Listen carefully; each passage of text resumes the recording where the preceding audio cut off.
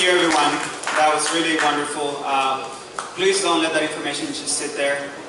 Get together with these activists and get their contact information, and let's do some networking here. That's the purpose of this. My name is Camilo Mejia. I am the Networks Director at Catalyst Miami, an organization dedicated to strengthening families and empowering communities. And this is an event of the Social Justice Table. And to define the Social Justice Table, all I have to do is ask you to look around. This is the Social Justice Table. The Social Justice Table is basically a network of organizations and individuals who are coming together to build collective power to effect positive change in our community. It's very important that you sign up so that we can get a hold of you later on and connect you to the work, whether it is to fix the problem with the contaminated parks, or to raise the minimum wage, or to fight for responsible wage ordinance and the implementation phase of that, or anything else that's happening here. There's a lot of activity going on right now to affect positive change in our community, so let's be a part of the solution. So with that said, I just want to give you a quick overview of the agenda today. The Social Justice Table partners have basically come together and concentrated on a major issue that's happening right now, not only in Overtown, but also throughout the county, which is development. And we're not anti-development. The sentiment that we share is that the way the development is happening in our county and our city, it's not really leading to long-term benefits for the community. It's leading to gentrification, it's displacing our people, it's destroying our history, it is destroying the makeup of our city, and we are here to change that. We are here not to speak against development, but to change the narrative around development. So we're going to start with a presentation about a community benefits agreement, just to spark our imagination about what are some of the benefits that we should be expecting from deals like the Miami World Center. Following the presentation, we're going to have a panel, really great lineup. We're going to have representatives from clergy, from labor, residents of the community, scholars who are going to give us different perspectives on development and in particular what's happening with the Miami World Center. And following that, we're going to have group discussions in which we're going to share some of the work that's happening and provide an opportunity for people to get connected and become a part of the solution and become a part of the work. Again, number one, please don't forget to give us your contact information so that we can call you and invite you to the next meeting, and also to invite you to any other activities and events and organizing spaces that we have so that we can continue doing this work not only once a month but on a regular basis. Following the breakout sessions, we are going to reconvene at the Corner Bar, which is just a few blocks north from here, where we're going to enjoy some drink and food and continue the conversation in a more unstructured way. So thanks again for being here, and without further ado, Cynthia, please.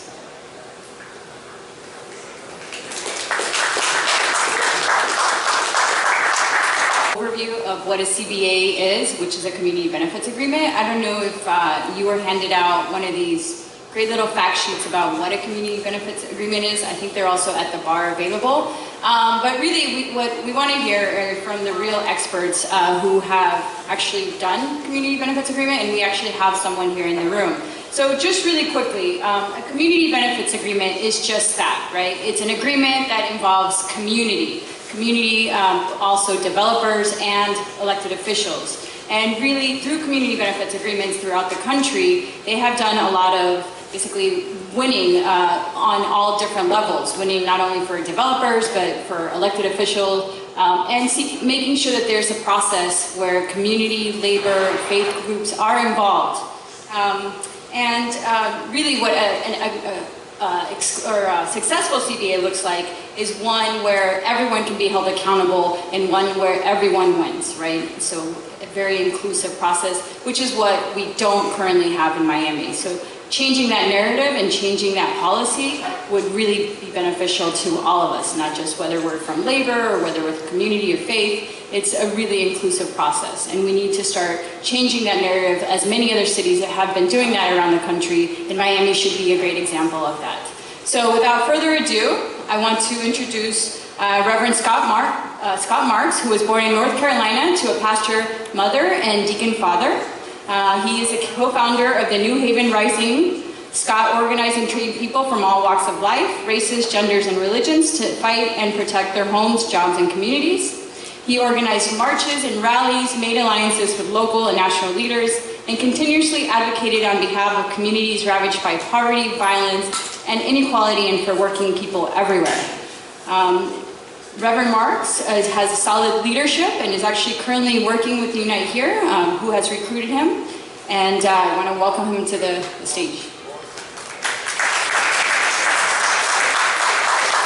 Good afternoon.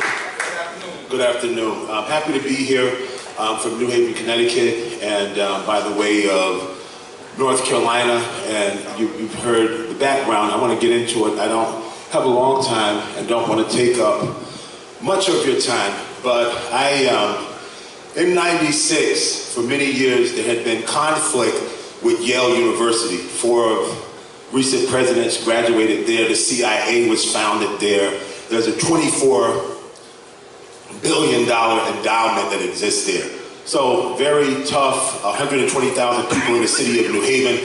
City of New Haven is the 7th poorest city in all of the nation. And so there's been a struggle, and in '96, the unions, as they always would do, would come at the time of a difficult point, and at that time it was downsizing, outsourcing in our community. And basically, they came as normal, about to go on strike, knocked on the door, but in one neighborhood, small neighborhood in the city of New Haven called Newhallville, with about 3,500 people, there were 8 murders in 1 week. And we was like, union, pump your brakes, back up, our sons are dying in the street, we can't help you now. But on Sunday morning, our members came knocking at the pastor's door and said, if you like those tithes, we're gonna be the first to get laid off and the last to get called back. Can I get an amen? Okay, and so basically we made a decision to actually get involved. And but we also said to the union, never again, because there's been so many people that drive through our community, and we live in Yale Haven, New Haven, Yale University, where they want to guinea pig you, study you, research you, check on you, and folks come by with a good idea to save you from yourself. And basically, we just didn't want another pass by without a real long-term commitment. And so what happened at that time, we said, never again do we want you to come to us and you already have the plans already made. We want to sit at the table. We want to be in whatever is going to move forward, that it would actually bring the community forward. And so we started in '96. As you can see here, the history, basically, we started something called the Labor Clergy Community Coalition, where we met, similar to a group like this once a month, something happened in the community. We would, let them know, the union would let us know, so on and so forth. Next slide, please. I'm going to be rolling through this very quickly. I don't think that one is the slide. But basically, if the right slide was up there, it would actually show you a situation. When we had that group together in New Haven, there was a hotel called the Park Plaza. It was the key hotel for Yale's graduations. And basically what happened was they ended up closing down so that they could reopen non-union. At that same time, the graduate teachers at the university were on strike. At that time, Rick Levin was the president of Yale and said that he would fall on a sword before there was ever a union there. But because the community and the union was together, when that hotel closed, we were able to call clergy, call community together to have it reopen as a union hotel, and it still is today. And Rick Levin actually stood up and said the hotel should actually pay good wages. And so forth. And then, so we decided that this was something really good. And I was also still like looking over my shoulder at the union, because like we didn't want them to come in and get their contract settled and be down the road. And so basically a woman by the name of Andrea Vandenhever, she was from South Africa. And so she got her citizenship, but she was white like some of you, but she was really an African American now that she, So anyway, we decided to form an organization called the Connecticut Center for a New Economy.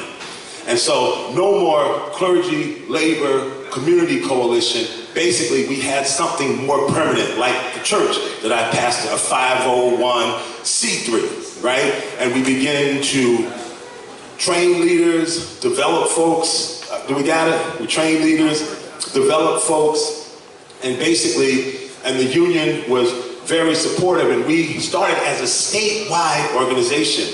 And basically, we started in other places all over the state, but we found out whenever there were situations that happened and there were labor drives or people pushing for fairer wages, it was easier to get folks involved. And so, yes, beautiful. So basically, the company in the company town, and 65 on this side, that is the union density. This is Yale University, and that has shifted. All of the manufacturing jobs went down south where my parents used to live and now overseas. Next slide, please.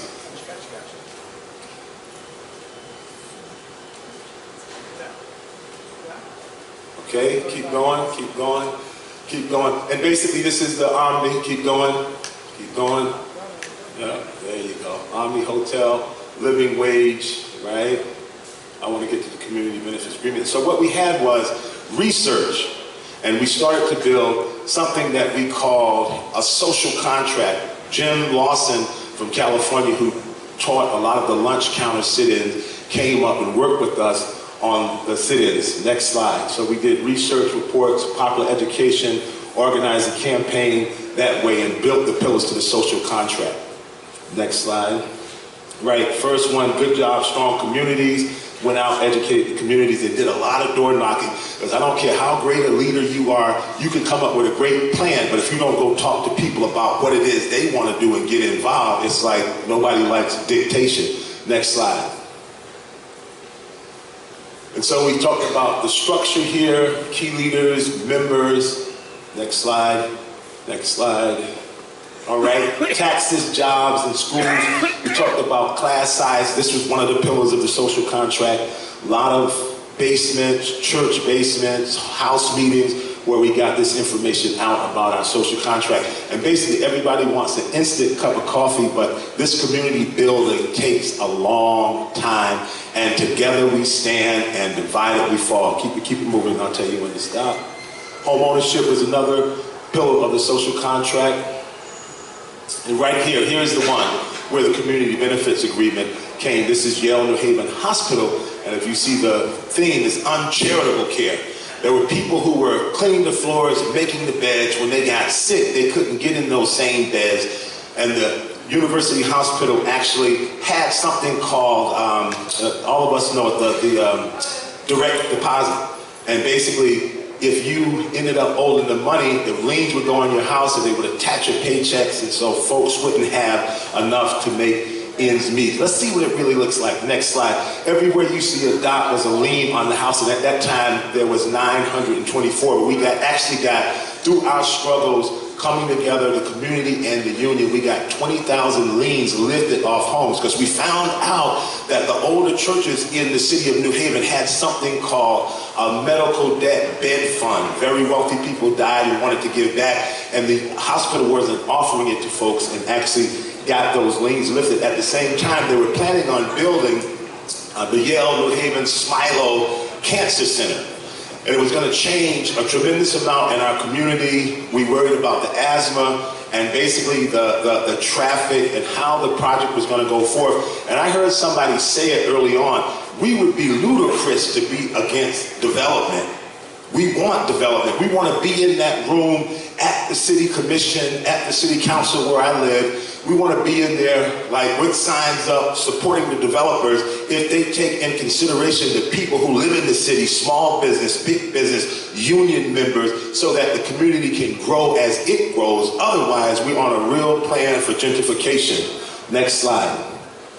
And so basically, through the social contract, we had a huge social contract convention. Move on, keep it moving, keep it moving. And basically, we also formed the organization that brought all organizations together. It wasn't a 501c3. We didn't want to have folks to forget about what it was they were doing. But when we're fighting these corporations, together we stand, or divided we fall. Continue. Old neighborhood tore down, they started to build up. The Cancer Center lives there. Communities Organized for Responsible Development was the organization. And basically the board hopes for community to profit from development. And what we found out, the land agreement went through the city, but basically if you don't have the alderpersons, the minute that we put that land agreement in, the hospital assigns someone to every board meeting, taking them to lunch, taking them to breakfast. If they go to lunch, breakfast, and dinner, they would take them. And some of those elected officials sold out, right? And so, but basically through the community benefits agreement, we knocked on doors. There's Mary Reynolds, who's now the chairman of something we call New Haven Works, where we actually have folks pre-qualified, because in hard-hit neighborhoods, they say the people are dangerous, the people are not educated, the people can't do the jobs, and so we shifted that. We have, you know, folks ready, approved, and ready to go. Next slide. This is after we did the organizing the convention. Keep rolling, keep rolling. And then in 06, we ended up with a victory. Pastors came together after we had a commitment from the union, and we were sure that they were going to be around. And basically, we were trying to get and two things happened. All the members on the board who were on the hospital, Albertus Magnus, different colleges in the area, was taking a private bank, turning it into a public bank, and basically all of those same folks who were building the Cancer Center that we had the community benefits agreement with, they wouldn't come to the table. We ended up having that bank actually, before they could go forward, had to invest in a local bank, and I got credit cards in my pocket that actually belong to the organization that we have that's in a bank. Through our struggles, it was 2% home ownership. All through the struggles, things can come up and come out. Keep going. More victories. Keep rolling. Everybody celebrating. Next slide, please. And in this Smilo Cancer Center victory, we got them to agree to 500 jobs to the neighborhood and the city, but the neighborhood that the CBA was in. Basically, they guaranteed 500 jobs in that neighborhood and the larger community, because the people who had their properties tore down, small business people who had been there for years and had provided a great service to the community, had to go when the big powers came in. And so we wanted direct benefits for the folks who actually was going to get hit the hardest. And then when we found out that there was a crack in our veneer, the politicians were being bought off. And basically what we wanted to do, we started an economic blueprint with the 501c3. We also did a voter project, nonpartisan, where we're lining people up. And over the years, we're talking now at 10 years, we're still at this effort. And I remember when Andrea came to me saying, come help the union, I was saying, look, our community's in struggle. And she kept telling me, dream big, it's gonna take a long time, and we are really on our way. Just like here in South Florida and New Haven, the last slide talked about a renaissance that's happening in the city of New Haven. Let me give you an example. $2.5 billion is in new development in our city right now.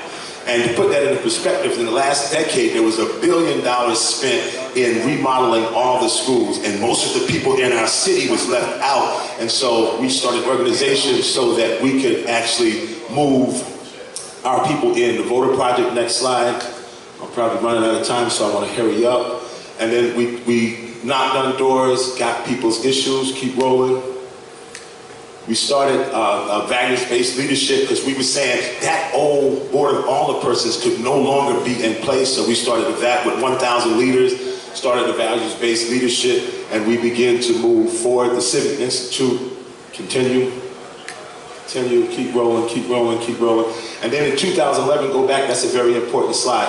2011, we ran 19 people for the board of alderpersons, and we were able to do it. The unions helped out, the community helped out. 16 of our candidates won, who actually came up over the 5 or 10 years in the community to help us deliver. So we knew who they were.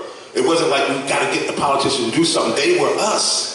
And basically, it was a powerful win. We had a real supermajority, a veto majority, but that don't happen overnight. And trust has to be built. When you start working with somebody, you know how they get down. Excuse me, next slide.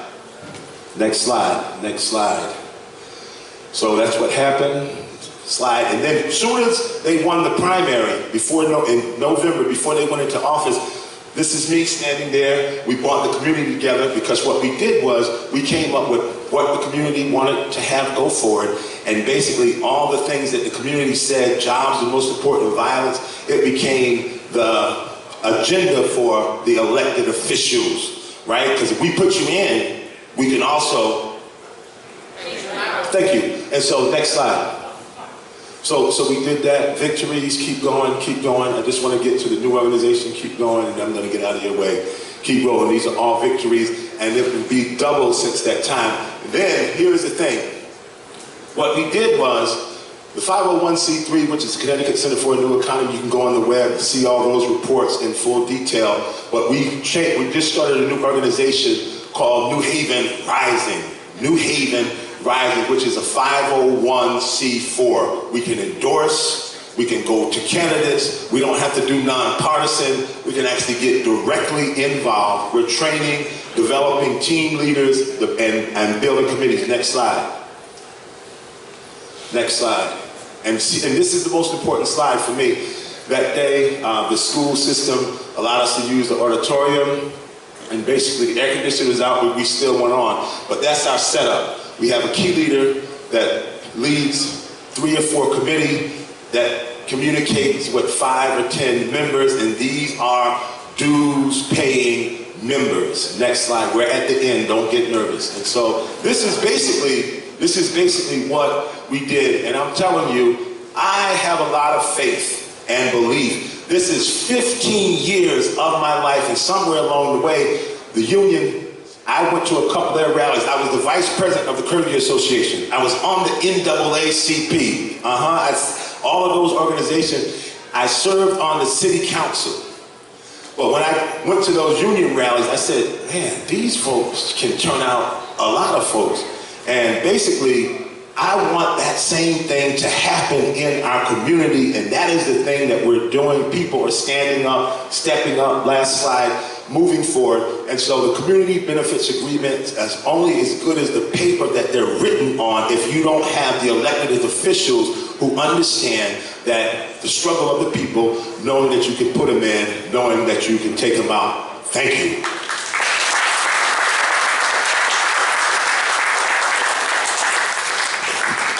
Thank you, Reverend Scott, and what an inspirational, motivational presentation. You guys think that Miami could be the next New Haven?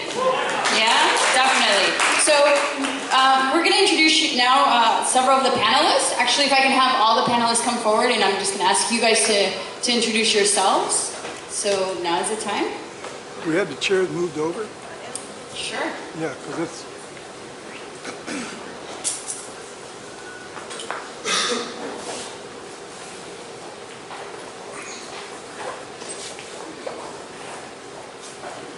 Good afternoon, everyone. My name is Akua Scott, and I work with LIUNA, which is a construction labor union. Really excited about being here, and prayerfully, before we leave, we can get together, or in the breakout sessions, we can get together and make some changes or talk about making changes. Miami is in real bad shape, real bad shape.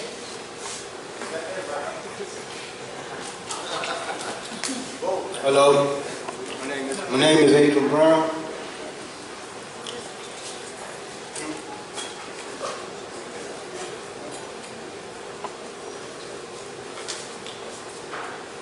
My name is Adrian Brown. I'm from local 1652.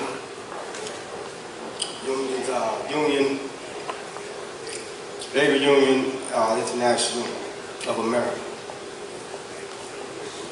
I'm kind of nervous, y'all, because I'm new to this. This is my first time, so y'all bear with me.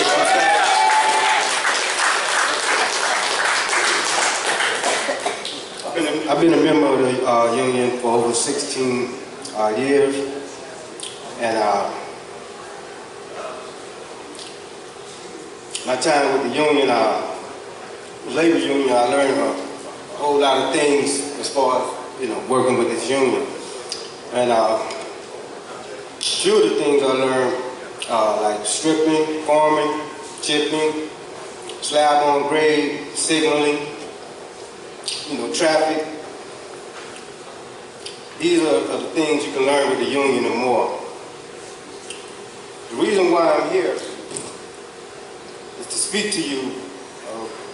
Let me change it. To speak to you because I know the effects of a good union job. Effects like better pay, better benefits, and an opportunity to receive a better pension. When I retire, this is what I am. This is what I want for people like myself. Also, residents of Overtown should benefit from the development they fund. I know it's difficult. I know it's a difficult life because I know it can be a difficult life. It can be helping people find jobs so that they can put food on their table. I'm here. I also have Overtown roots.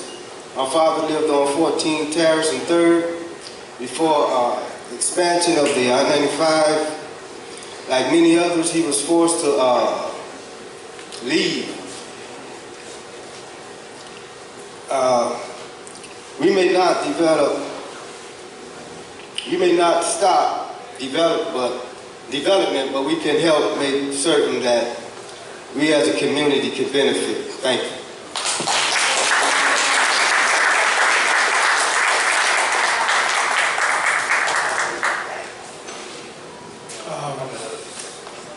Good job.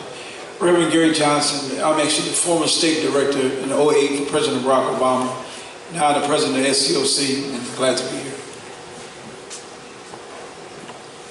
Good afternoon. I'm Frank Schnidman. I'm a professor of urban and regional planning at Florida Atlantic University.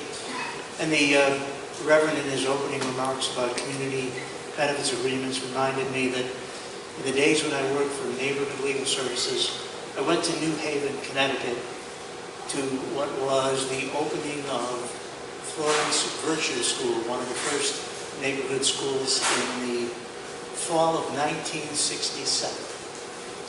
And I think about Miami, and I just want to mention that one of the things that's totally lost is the fact that the history of the struggle of trying to deal with equity goes way back. And when you deal with urban areas, we tend to forget that as late as the 1960s, in the mid-60s, we had 37 urban areas in America affected by racial riots. We had a change from the House and Home Finance Agency to the Housing and Urban Development Administration. We had Lyndon Johnson's Great Society.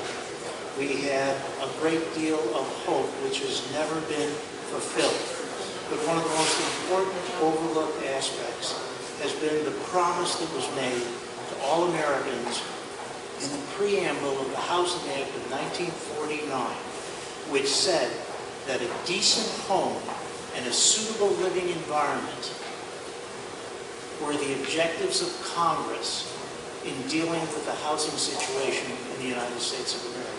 The Housing Act of 1949, and it was actually repeating what was in the previous Housing Act, that said a decent home and a suitable living environment should be provided to all Americans.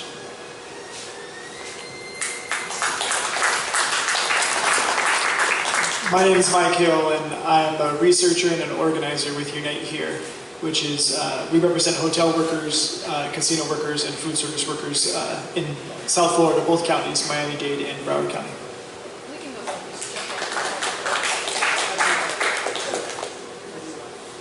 We can go ahead and just jump in. Okay. I mean, I know you start. Okay. Well, I believe the reason why I was invited here is to speak about the Miami World Center in particular, and the project that literally is underneath this building, and is gonna, basically consume 27 acres of this entire region that goes north to 11th Street, and basically bodies up against this building here.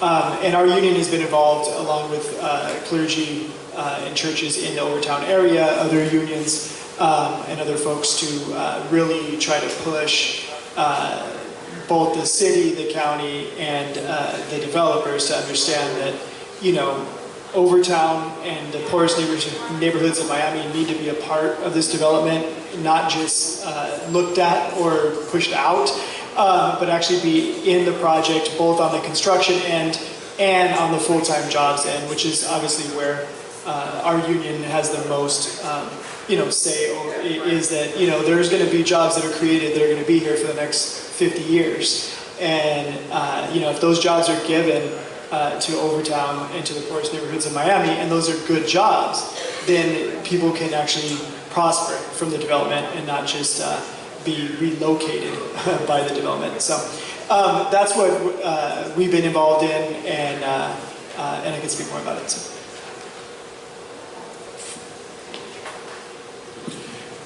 Reverend Johnson, from a clergy perspective, Bishop Adams couldn't make it today. He's out of town, so they asked me to fill in on his behalf. It was always the churches that led the fight, even back in 1957 with Dr. King. It was always the clergy that stood up and spoke out on issues and stood with the community. That's why I commend Bishop Adams on his effort in fighting for Overtown. Bishop Adams is not from Overtown.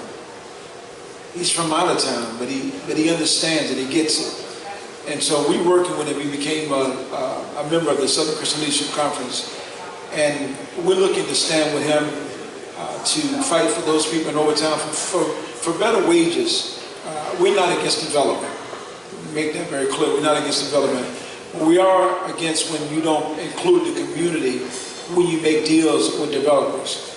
And so what we've seen here, this is not the first time. These things that happened back in the 50s and 60s. So this devil is the same devil that we fought back then. We're going to fight him now. And for that very reason, if you all know the story of Antiochus, he was a Greek gigantic wrestler, and he never lost a fight. And his mother name was Gia, and which means goddess of the earth. And every time Antiochus got thrown to the ground, the stronger he got. And his opponent could never understand what made him so strong, and he never lost a match. That's not our strength. Our strength is in each other. It's when we come together and we unite and we believe in that we can make anything happen once we stick together. And I'm here to tell you, this fight is a fight that we can win. This is a fight that we know that we can make sure and put something in place. You all really stand together on these issues. Keon Hardeman is my friend. He's my brother. Commissioner Monestein, we literally helped put him in office. He's my brother. But there's a line in the sand when you sit down with developers or anyone and does not have the best interests of our community, then there's a problem. And if we sit back being quiet and silent on these issues, if I don't want that for my kids and my family, I wouldn't want that for you. So for me to sit back and be quiet and silent because I got friends in positions, then I shouldn't be sitting in the seat representing people, particularly for SCLC. And I had this discussion with Keon, I had this discussion with Commissioner Chairman Monestein, and I'm saying this to them, and I say it over and over, and I say it publicly. If you don't change your way, if you do not fix this, then you're not fit to sit in these seats. Because we need to have people that's going to represent the community and not compromise. The problem is we keep compromising once we... It's something about when you get in that seat, you tend to keep compromising. But listen, if it's about money, then we'll put our money together and give you money. But not the developers. And I'm here to tell you, they mean well. Well, when you don't show up to these city commission meetings, if you don't show up to the county commission meetings, that's when the bureaucrats and the developers come and offer them the sink and the tub. And so there's no one to check them. So I've seen this young man right here, Mr. Crespo, speak out on the issues. We need to be standing with young men like that. We need to let them know that he's not here alone. We need to let them know that if you mess with one, you mess with all of us. And so we believe that this development is not over. I think there's a chance, a greater chance, if we stand on issues as relates to what we have in common with the developers. And I think, and I know it's a fact, one of our kingsmen is a contractor. And he was in a situation with one of the developers, the builders. And they refused to pay them. For 6 months, they refused to pay them as subcontract. So don't believe by this contract, they said they agreed these contracts again and doing this development with unions. If it's not in writing, it's not going to happen. It's a false sense of reality. But the minute we sat down with them, with this particular contractor, who's considered the largest contractor in Dade County, they gave them their money because they knew the pressure was coming behind them. And so we got to hold people accountable.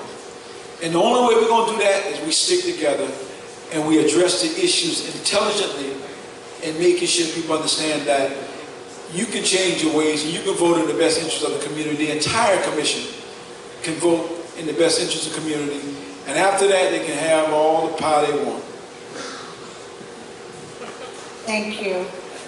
I'd like to piggyback on what Reverend Johnson just said.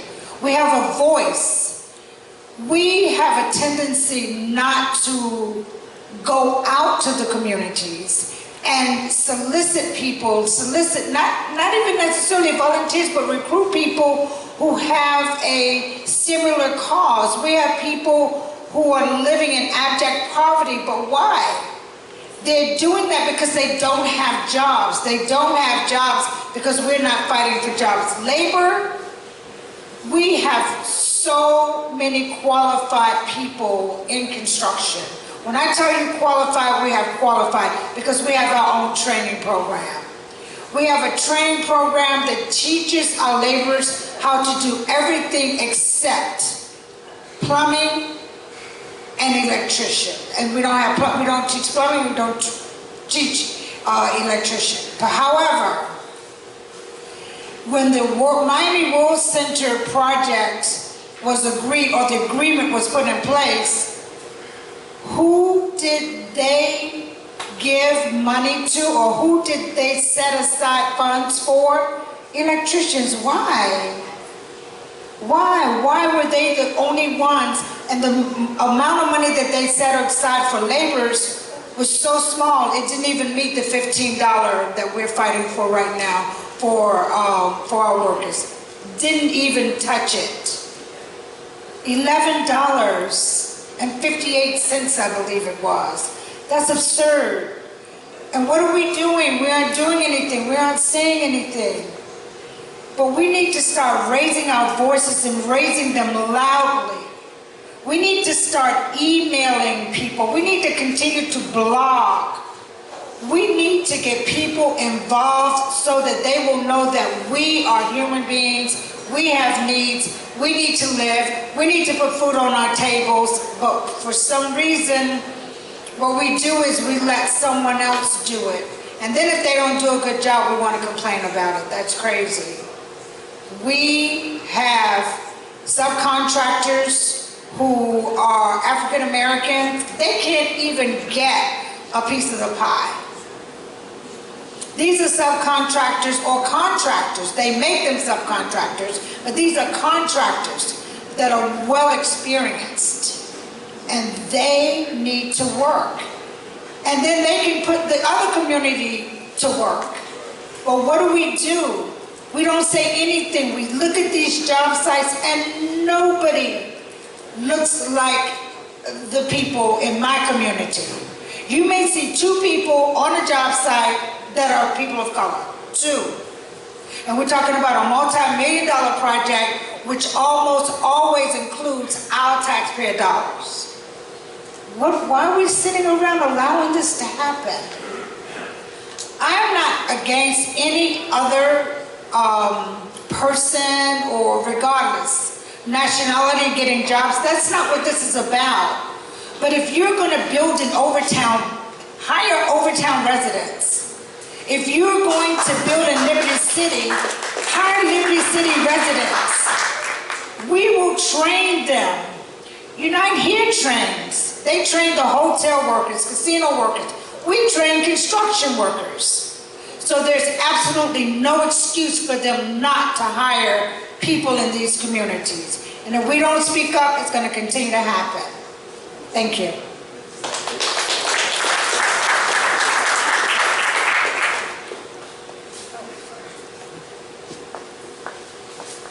Good afternoon again, it's Frank Schnidman. I wanted to make 5 points. The first is that the concept of a community benefits agreement, the first really successful one, was done for Copley Place in Boston in the late 1970s.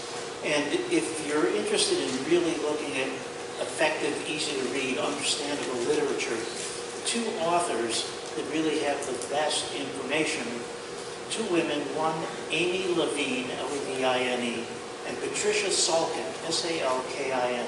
So if you Google either of their names in community benefits agreements, you will get a dozen or so really understandable articles which list what would be the appropriate elements of a good CBA. And I guess I'm on the panel because I actually have written them. And I want to just call your attention to one. And that was the one that I did in North Miami for LaFrac and the city of North Miami for the Biscayne Landing property. And I would suggest that you go and make an appointment with Herb Tillman, who is the manager of that property, to talk about their CBA. Because, for example, in the last 2 years, they have spent $10 million on site.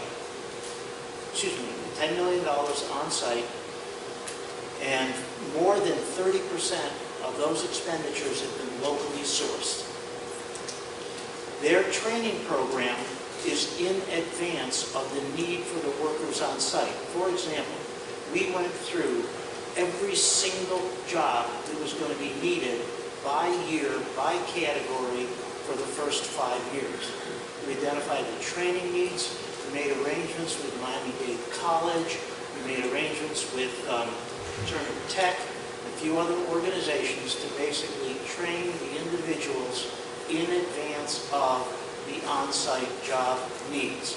In fact, I'm sure the 5 people who took the training course for heavy equipment operators, which was done by Turner, which is 5 days a week for a couple of months, aren't working at Biscayne Landing because they're not using them yet, but I think they're working probably at Brickell Center or someplace else.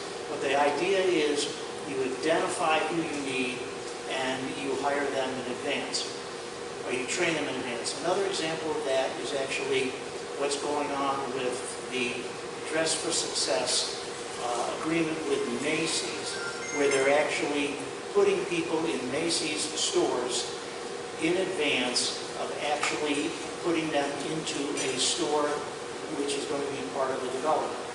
To make that clearer, let's use the World Center example.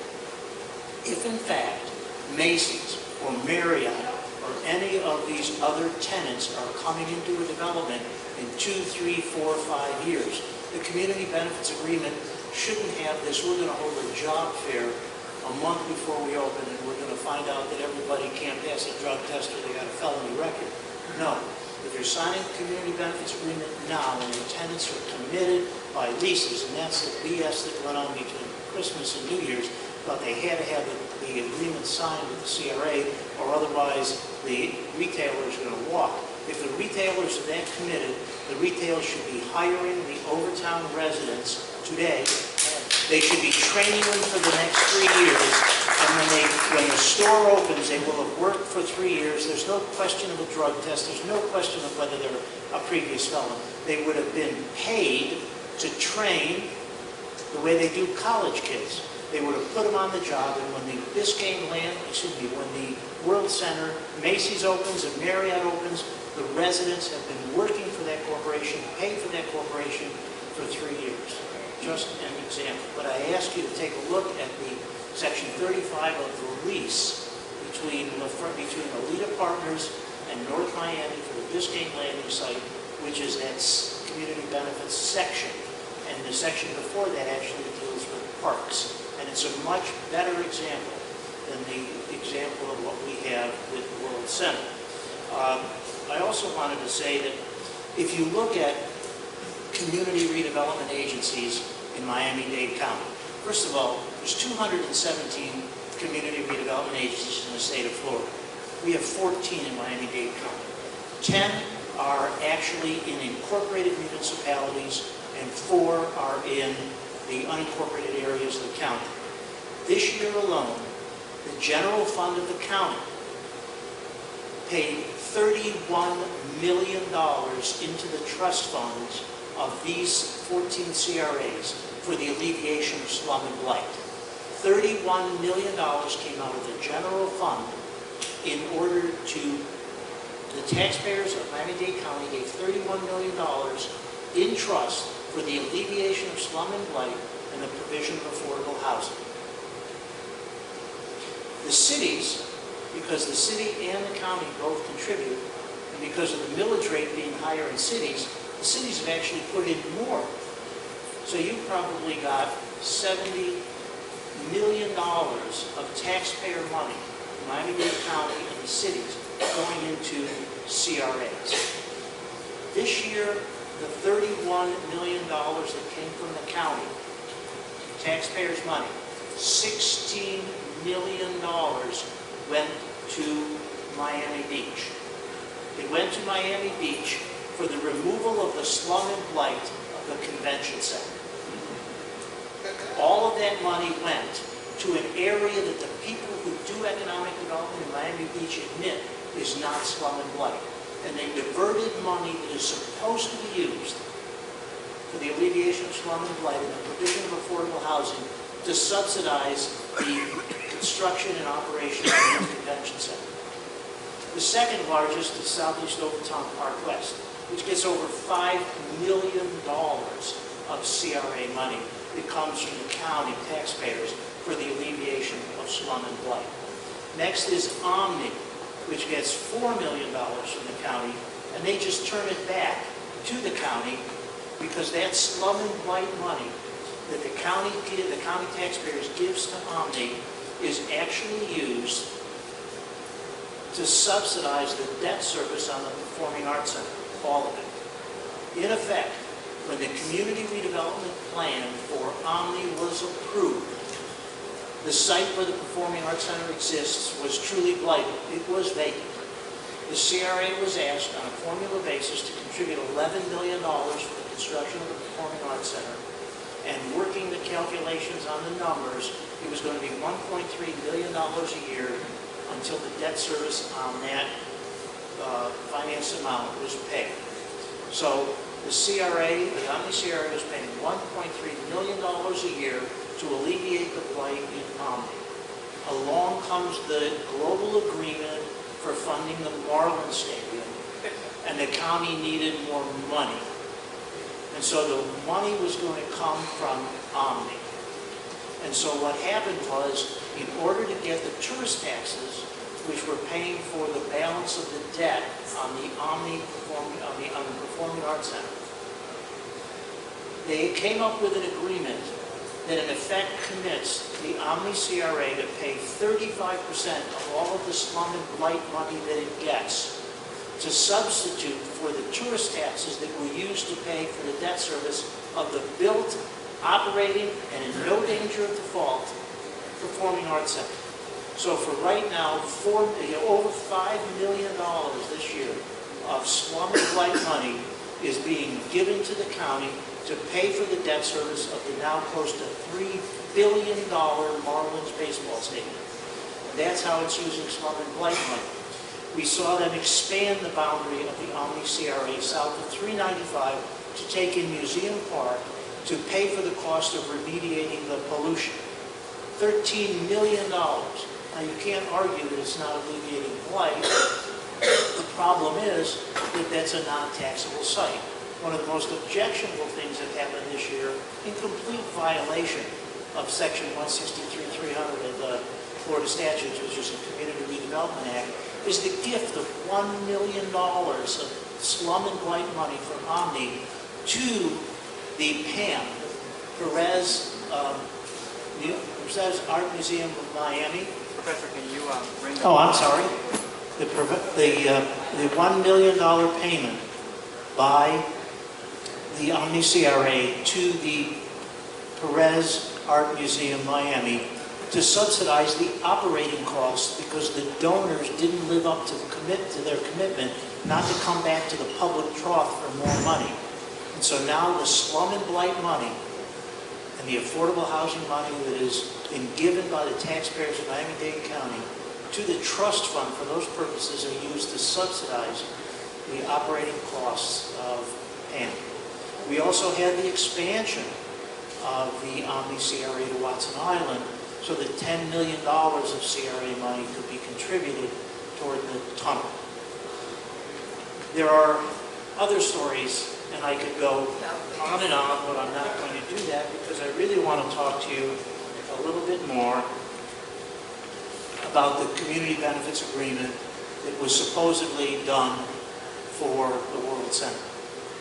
And I need you to focus carefully on the fact that in the drafting of that agreement is a clause that says that the payments to the World Center are in effect conditioned each year upon the approval of the budget of the CRA, by the city, and by the county, because that's how the interlocal agreement works.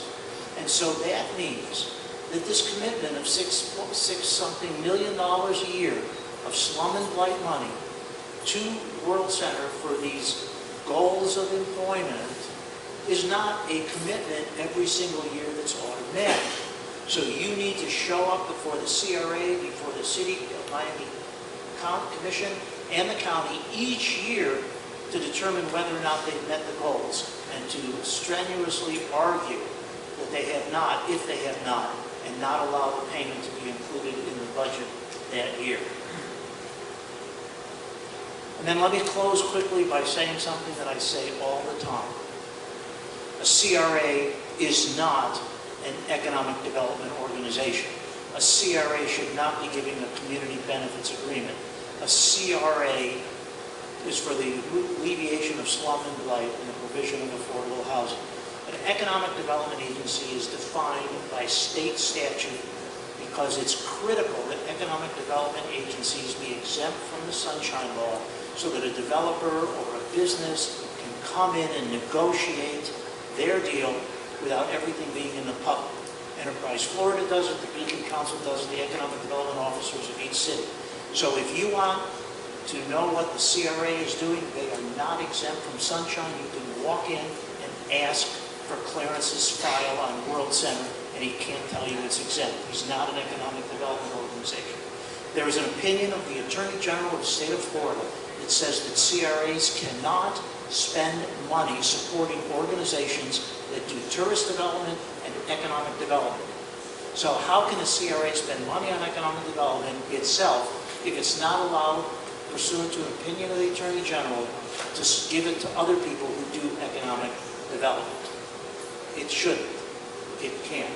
Now, the Southeast Overtown Park West staff will tell you that the reason that they are involved in jobs is that everybody else is a failure. And therefore, they have to get involved. But one of the things that is so difficult and so much of a concern about the structure and operation of the Southeast Overtown Park West is accountability. Metrics. How do you measure success? And when you can set up programs where you can pass through $500,000 of slum and blight money as a fee that's not in the public eye on a transaction to finance and build affordable housing, because somehow you've chosen that you're going to give $500,000, an organization is going to keep $200,000 because they passed through a check to another organization, and you have city commissioners who serve as CRA board of trustees who tell you they never heard of this. What's going on?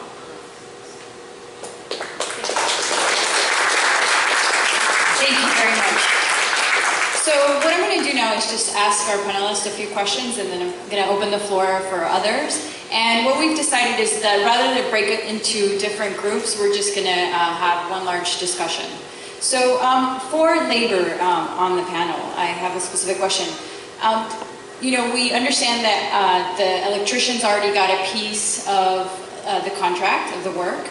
And my understanding is that also laborers are currently negotiating a piece as well. So my question is, how do you unify labor so that everyone is benefiting from this, and specifically for labor? Thank you. The way that we unify labor, are you talking about labor as far as other unions, just as a whole, generally? What we've been doing is we've been meeting with other unions, other labor groups, and we're trying to get us together so that we can do two things. One,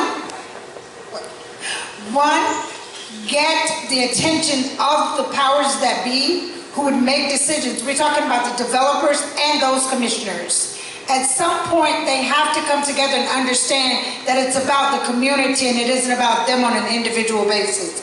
And we are meeting, we are speaking to one another, getting ideas. We are helping each other to get to the goal that we're trying to achieve.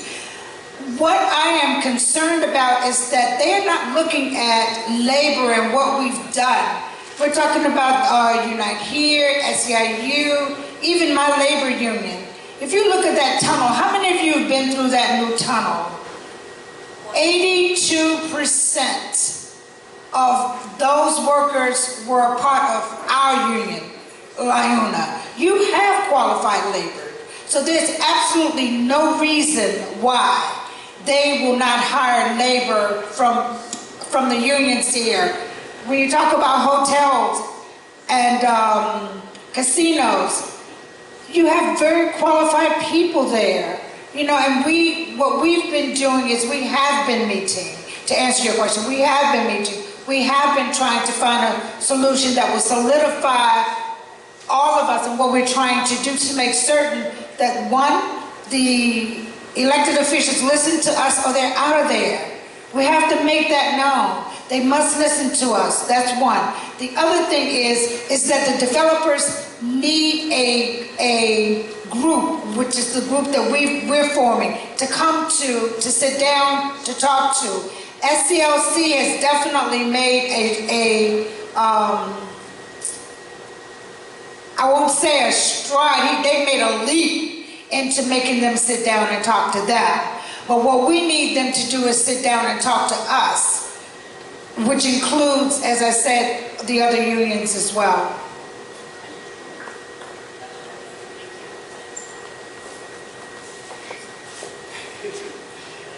Yeah. You know, I mean, I think the easiest way to think about this is there's two groups really that are going to be a part of this project and most projects. So one is the group that builds the project, right? That are going to do all of the both underground, on top of the ground, and vertical construction. And then there's the group that are actually going to work in the project once it's operating. And, you know, we have worked together closely with the laborers and with other unions because, you know, to be honest, we desperately want there to be a PLA, and we think that those construction jobs should come from the poorest neighborhoods and be great jobs. And then once it's built, the people that are going to work there for the next 50 years need to have great jobs and also be from the neighborhood. And so I don't think it should be competitive. It's not competitive. You know, like the developers themselves try to figure out how to get this thing through with the least resistance possible and have the same, you know, strategies that they have in our neighborhoods, which are to divide the groups up and, you know, get some folks to back off and others not. But I think that we've done an amazing job of sticking together and figuring out how do we do this together. And then I just want to make it clear to everybody here, because I don't know how much folks know about the project, but as Reverend Johnson said, this is not a done deal whatsoever. And they are currently in negotiations over hundreds of millions of dollars more as we speak. And, you know, this is going to be it's the second or third largest development in the country. And it's going to happen here in front of us. And there's a real question for us here in Miami. of what are we going to do? Like, there's a precedent being set. It's being set as we're here. Like, what is going to happen? Everybody is trying to invest in Miami. People in South America, people in Asia, people in this country. It is the third highest hotel market in the country, which means that basically they make more money in Miami because of the wage differential to how much they charge than they do in New York, than they do in other cities. And, you know, we are trying to make sure how the community actually wins and can grow as well, and that, you know, it just isn't a playground for the rich, which is where it's headed. Thank you for that. And just FYI, PLAs are project labor agreements. There's actually a current state bill that has just passed committee that would undo any PLAs and dismantle all the great work that's been done on PLAs. So a question for our community folks. So we know what I think labor wants, right? We know what a good labor contract would want. What would a community benefits look like for community?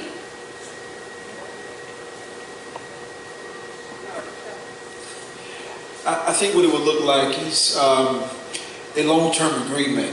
And I think what we've been operating is short-term agreements, you know, a no agreement, a quick fix, if you will.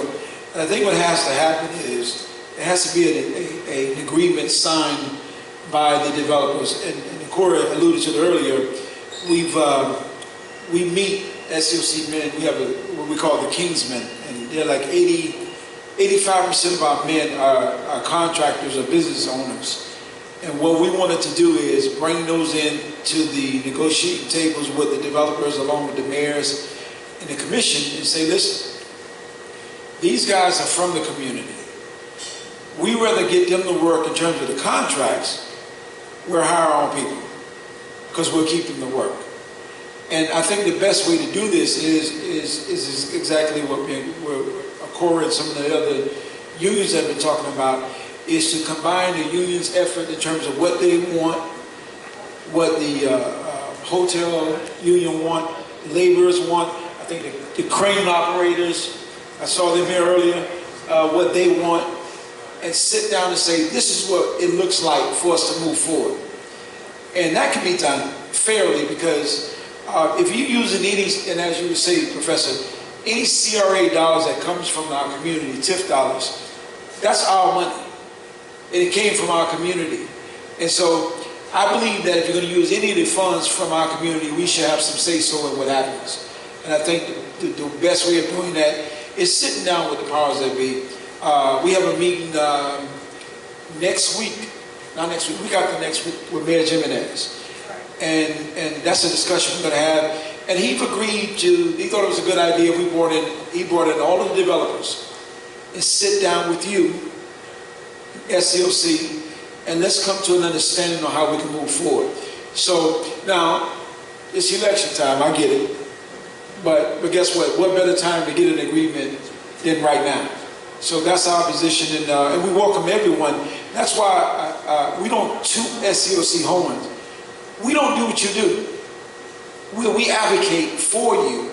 That's why it's not competitive with us. So whatever you need, we're trying to find out and say, we can't speak on your behalf. We want you to the table. And that's always been the problem. We got a surgeon at the table dealing with construction. And we have a dentist dealing with a heart problem. We got to bring the right people to the table. Contractors, professors, people that understand the language. Therefore, it's very difficult to get around this when you have the right people at the table. And that's one of the reasons why we've organized this meeting, and we're going to come to the table to make that happen. So we're looking forward to that, and looking forward to your support. So the last and final question for the professor.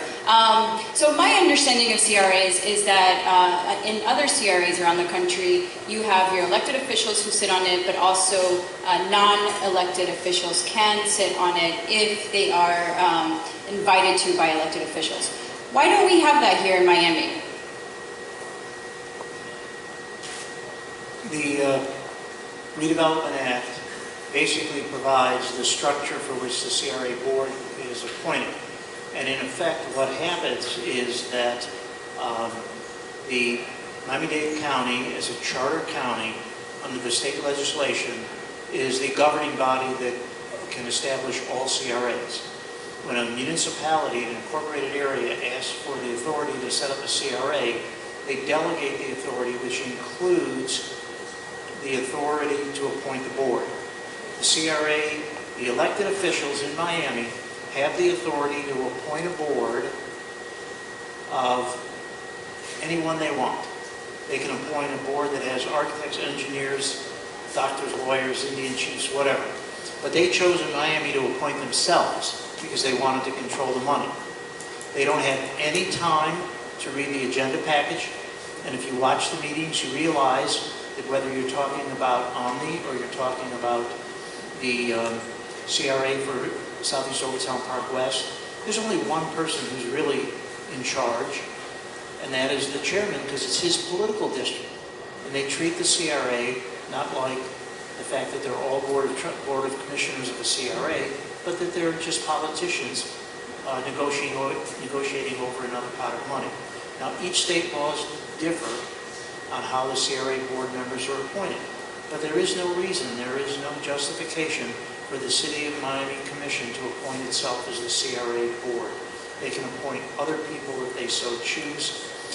Right now, the county, for all new CRAs, wants to have one county commissioner sitting on the new CRA boards, and they can do that even though there's a sitting on a local CRA. But individuals can be appointed to the CRA board, they just are chosen not to. And I wanted to make one other point, because we talk about this community benefits agreement, and it's not all about jobs for the site. I think if you went back and you looked at the meeting of the CRA between Christmas and New Year's, a woman got up and she made the most incredible comment about how she wanted to make money on the World Center project. She had figured out how much toilet paper was going to be used in all of those buildings, and she wanted the contract to provide the toilet paper. Outsourcing everything, sourcing everything locally is critical. So the commitment to say that you have to buy 20 or 30% of everything that's there is critical to a CBA. And the last thing that I want to say is that the giveaway of the money to World Center by the CRA is on top of millions of dollars of incentives that were given in the zoning process and the giveaway of the rights of way of the street. Additionally, being in an enterprise zone, they're going to get back the taxes they pay on all their construction materials. In addition, for every resident of an enterprise zone in Miami-Dade County that they hire at the minimum wage, they're going to get a $3,000 per year per person credit against state tax liability. We're not talking about a deduction, dollar for dollar. So they're already going to get that. And for a higher wage person who lives in the enterprise zone, they're going to get a $6,000 per year credit.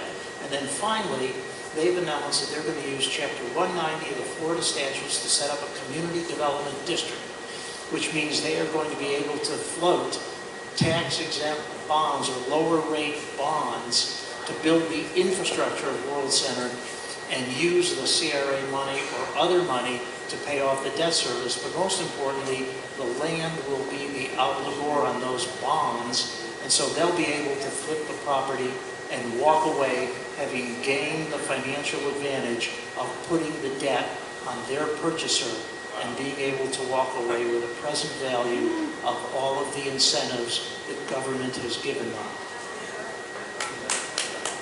Thank you. I wanted to have one question on the former question about... We're just going to go ahead and open up. Yeah, just about coming together and getting to a deal.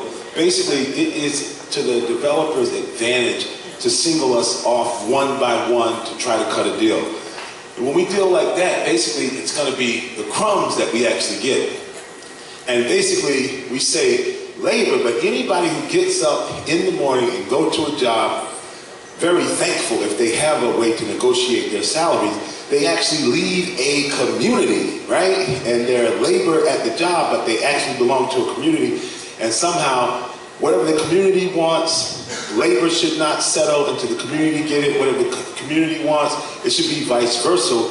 So, because we're dealing with powerful people with tons of money. They have money, we have our bodies to stand together. Together we stand, I'll say it 100 times, divided we fall. In Connecticut, when we were able to win the CBA, the only way it happened, and it's difficult, because everybody think I'm about to get got. So it's trust, trying to build, and basically there were like organizations that joined CORD who got millions of dollars to build structures and invest, and guess what? We were celebrating that. But guess what? They stayed right in line with the coalition until we were all able to get there. There's no way we can deal with these gazillionaires one by one. Great, thank you. Thank you. So just a quick plug before we go on to questions. Don't forget about happy hour. I think we're all going to need a drink after this presentation.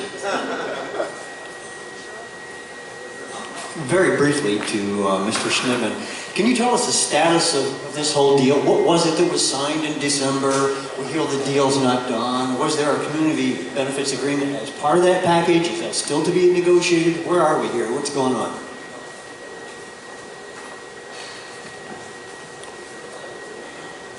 Interesting question. What's really amazing is that it is the city of Miami that has the police power regulatory authority to permit this project. And so that was done. It was challenged because of defective notice in relation to the development agreement. But the bottom line is the CRA has no regulatory authority, and so it was the city that approved the project. In that meeting between Christmas and New Year's, most of the people who stood up to testify supported the project and wanted the CRA to approve it. It had already been approved. They didn't even know. And in absolute disrespect to the residents of Overtown, the meeting between Christmas and New Year's had 12 items on the agenda. The 12th was World Center. The first 11, which included the $1 million to a restaurant and a $1.2 million to a supper club, had almost nothing in the agenda package to explain what they were about. All 11 were ganged together, including other grants, and rushed through, no presentation by staff, no presentation by the applicant, and approved. World Center came up. People testified about it because they wanted the CRA to approve it. The CRA wasn't approving it. It was only this economic incentive agreement, which really they have no authority to do. And so what happened, very simply, between Christmas and New Year's was the CRA approving what Commissioner Sarnoff clearly stated was a reward for the developer for building this project.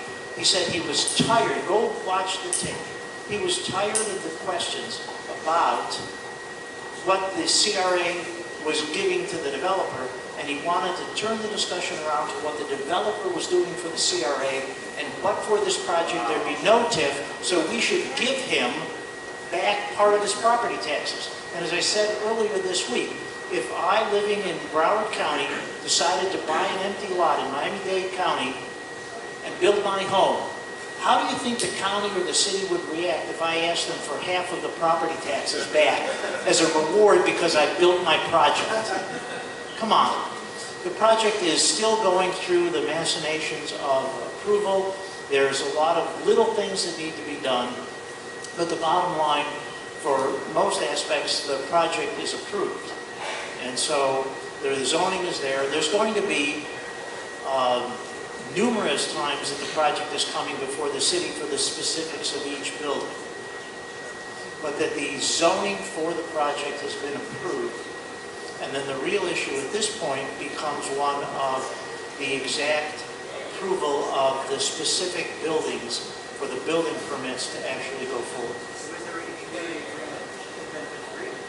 Well, as part of the approval process, they had employment goals separately, and the CRA is actually piggybacking on them.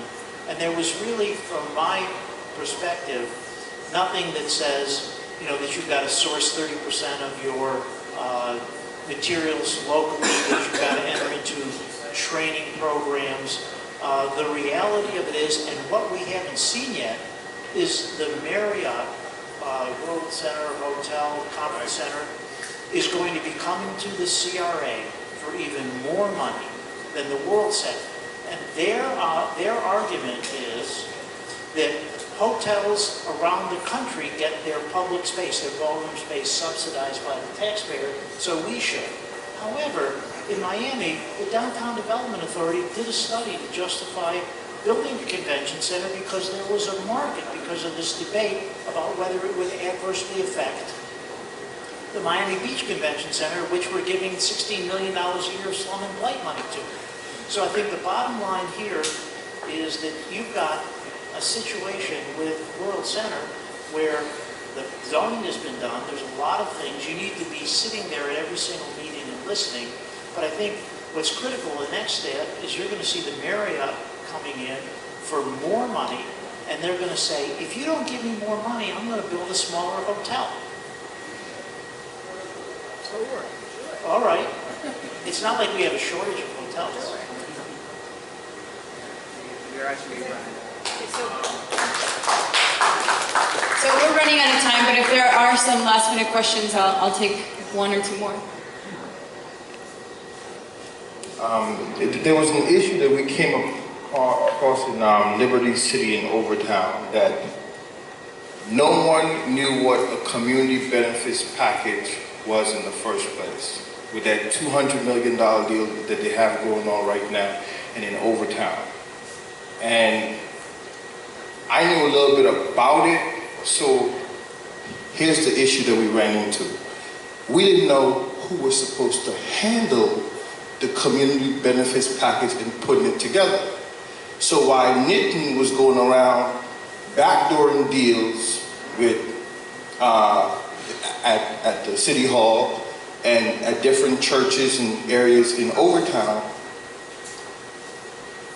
I felt obligated to kind of push this on Clarence and Commissioner Keon Hardaway, because we didn't know who was supposed to handle the community benefits package, and we didn't want Miami World Center or any other developer to walk away without putting something in place for the community, because we were sick and tired of, people being abused in the area, and all talk and nothing in writing. So certain areas we should push the CRA. In certain areas I asked for leniency, because I myself and Prince, who were arrested for crossing the railroads, this was pushed upon us, and we did what we knew, maybe little of, but we try to get someone to get it done. It's not 100% correct, and that's where we all come in, and we need to figure out some things that needs to be in it so we can move forward. And that's how the CRA actually took the lead on to handle the community benefits package, because we were pushing them at every single meeting nonstop. I'm a little tired. I'm glad you guys are on board. Thank you. Are there any other questions? I want to give justice to the audience. Yes. Just a bit of an observation and maybe a question as well. And I noticed one thing, I'm not hearing much sympathy for the developers. Nobody feels bad for them. That's a joke. What you want to do is look at your adversary's point of view. I think I come from a position of negotiating contracts and ideas. When you're trying to come from the other side, it's not always about what do I need and what do I want. You got to think of what the other side needs and what the other side wants. And I'm not saying have sympathy for them. I'm saying put yourself in their shoes and figure out what motivates them. What motivates a developer? Money, saving time, saving money. So then you got to ask yourself, okay, so if they work with the union, if they work with local labor, how much longer does that take them? And how much more do they have to spend? And I do want the answer to that question because I don't know the answer to that, but I'm just saying that's a hypothetical of what you want to say, where are they coming from? And then you can start to say, why am I asking them to do something that's not in their best interest? I'm asking a developer to do the right thing in spite of what he's incentivized to do. He's in business to save money, save time. I'm asking him to do the right thing. There's very few developers that will go in spite of their incentive just to do the right thing. Apparently they exist, apparently they're here, but if you can see where they're coming from, I would bet that a developer that you think is doing something that they think is the right thing, instead of what they're incentivized to do, has actually found benefits beyond the cost and beyond the time, and they're willing to do the right thing because there is a benefit for that.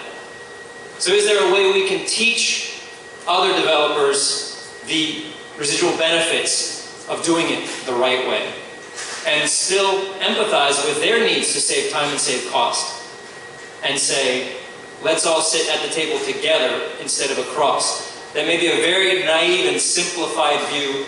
It's just a place that I come from in a negotiating background of trying to, find collaboration. So if anyone could tell me a little bit about the cost savings or the time savings that they have by not using local labor, and maybe that's a complete false argument. Maybe there is no savings. Maybe there's no savings financially, maybe there's no savings time. It's just a question for the group. Sorry. Well, in labor, we found that, one, they lose no money because they're utilizing our taxpayer dollars. Using local labor would, one, help them save money. The tunnel project is definitely an example. Not only did we come in on time, we came in under budget. The problem is that they don't want to sit down and talk to us and hear what we have to say. They will say, okay, well, we'll just walk away. They're not going to walk away from millions of dollars. What they need to do is to respect the community and the wishes of those of us who live in this community and whose taxpayers' dollars they're utilizing to build these projects. If they want to sit down and negotiate, let's do that. But that isn't what they want to do. They go to the commissioners and they find a commissioner who will listen to what they have to say, and a commissioner who will side with them and come out with a contract with $30 an hour for only one trade? That's absurd. That's absurd. Thank you. And I would just add that to your answer, when you use unions, you obviously get a better quality and less health and safety violations, not to mention wage and hour violations. So all of which ends up actually benefiting taxpayers. So unfortunately, we have to close because we're going to get kicked out of here at 6 o'clock and it's already 6:05. But I'm sure you guys have some great questions to ask, and I invite you to the corner bar.